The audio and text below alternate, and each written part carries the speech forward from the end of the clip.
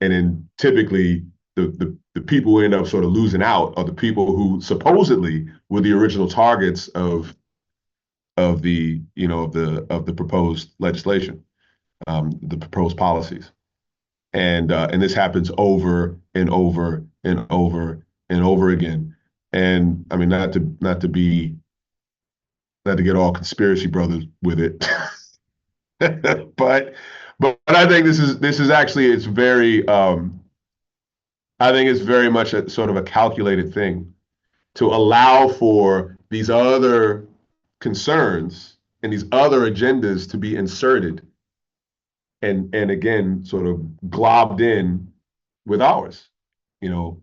And there are people that accept it because again the thought is, yeah, well, we need allies, we need friends, we need to grow our numbers.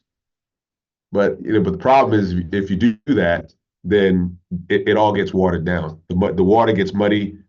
There's no clarity. There's no real defining of again and addressing of our concerns and our needs as a as a political constituent community, and then we just get washed out.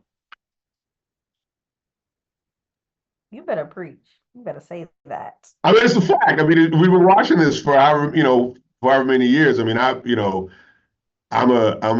child of the '70s and the '80s, and so we grew up like watching these things first be implemented. I mean, being proposed, being created, being implemented. And then there's this attempt to try to at least um, make some gains by ways of these programs, and then increasingly you'll find that again they get more and more and more watered down to where they're effectively like meaningless, and it doesn't mean anything anymore. And then if anything, it ends up becoming a liability. So I think number one, the reason why we're in the situation that we're in, with the folks who are now kind of occupying the White House and the kind of politics we have, is frankly because the politics of their supposed opposition was so awful and aimless that this is the backlash.